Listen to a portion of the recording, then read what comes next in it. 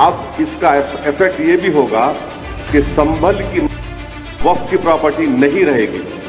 मैं direct challenge कर रहा हूं भारत के प्रधानमंत्री को कि आप, मेरा सवाल आपसे है, आप जब अमेंडमेंट ये ला चुके हैं, कानून बना चुके, तो क्या संभल की मस्जिद वक्फ की प्रॉपर्टी रहेगी? सपोर्टिंग पार्टीज, चाहे वो टीडीपी हो,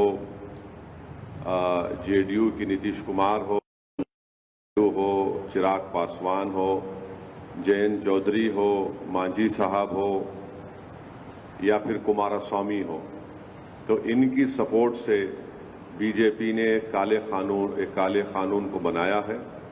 और ये इस बात को बताता है कि मुसलमानों पर बीजेपी उनको शक की निगाहों से देखती है, और इसलिए देखती है क्योंकि हिंदू धर्म के एंडोमेंट बोर्ड में, जैन धर्म के एंडोमेंट बोर्ड में, सिख धर्म के एंडोमेंट बोर्ड में, यहां पर सिर्फ उन्हीं के मजहब का मानने वाला उसका मेंबर बन सकता है।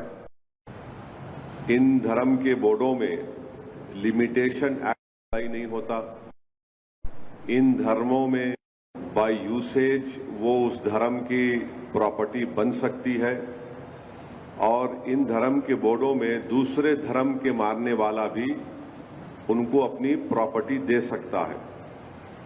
ये तमाम चीजें इस अमेंडमेंट बिल के जरिए नरेंद्र मोदी की सरकार ने मुसलमानों के इस धर्म के बोर्ड से छीन ली है। हम हमारे इस देश के हिंदू भाइयों को ये बताना चाहेंगे, सिख भाइयों को बताना चाहेंगे, और हमारे जैन भाइयों को बताना चाहेंगे कि जब आप अपने धर्म के बोर्ड में सिर्फ अपने ही धर्म के मानने वालों को मेंबर बना सकते हैं और दूसरे धर्म का नहीं बन सकता है, तो कैसे मुस्लिम धर्म का ये वक्फ बोर्ड, जो एक प्योर रिलीजियस इंस्टीट्यूशन है वक्फ बोर्ड, उसमें कैसे मोदी सरकार दूसरे धर्म के लोगों को मैंडेटरी 2 लोगों को बनाने का एक प्रोविजन रखती है? और जब आपके पास लिमिटेशन एक्ट अप्लाई नहीं होता है, जिसके जरिए से अगर हिंदू एंडोमेंट बोर्ड की प्रॉपर्टी पर, जैन धर्म की प्रॉपर्टी के ऊपर, गुरुद्वारा प्रबंधक कमेटी की प्रॉपर्टी के ऊपर अगर कोई नाजायज कब्जा करता है, तो उसको आप कभी भी निकाल सकते हैं। वो मुस्लिम धर्म के एंडोमेंट बोर्ड पर लिमिटेशन एक्ट अप्लाई करके नरेंद्र मोदी की सरकार एंक्रोचर को मालिक बनाना चाह रही है एडवर्स पोजेशन की बुनियाद पर। और फिर आर्टिकल 26 के तहत हर रिलीजियस डिनोमिनेशन को अपने रिलीजियस चैरिटेबल ऑर्गेनाइजेशन बनाने का इख्तियार मिलता है, उसको एडमिनिस्टर करने का इख्तियार मिलता है, और मूवेबल और इमूवेबल प्रॉपर्टीज को हासिल करने का इख्तियार मिलता है। ये मुसलमानों से छीना जा रहा है। और आपको मैं बार बार समझा रहा हूं कि इस मुस्लिम धर्म के इस बोर्ड में जो अमेंडमेंट्स नरेंद्र मोदी की सरकार ने और चंद्रबाबू नायडू, नीतीश कुमार, चिराग पासवान, जयंत चौधरी, मांझी साहब ने और कुमारस्वामी ने किया है, उसमें सेक्शन 3D आप पढ़िए।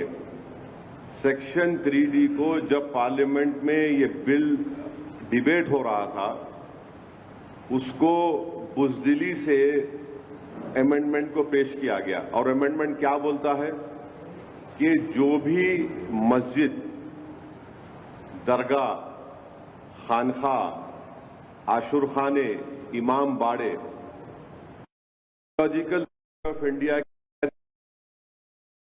रहेंगे, अब ये बिल होने के बाद उनका register as a waqf property नहीं।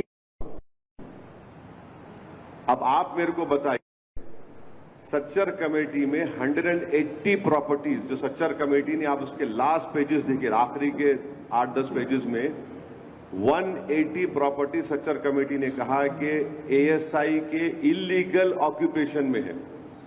इस सेक्शन 3D के तहत हम उस 180 प्रॉपर्टीज को खो देंगे, जिसमें मस्जिद, खानखाएं भी हैं, कब्रिस्तान भी है, दरगाहें भी हैं, सब है। अब इसका इफेक्ट ये भी होगा कि संभल की वक्फ की प्रॉपर्टी नहीं रहेगी। मैं डायरेक्ट चैलेंज कर रहा हूं भारत के प्रधानमंत्री को कि आप, मेरा सवाल आपसे है, आप जब अमेंडमेंट ये ला चुके हैं, कानून बना चुके, तो क्या संभल की मस्जिद वक्फ की प्रॉपर्टी रहेगी? क्या ज्ञानवापी की मस्जिद वक्फ की प्रॉपर्टी कहलाएगी? क्या मथुरा की मस्जिद वक्फ की प्रॉपर्टी कहलाएगी?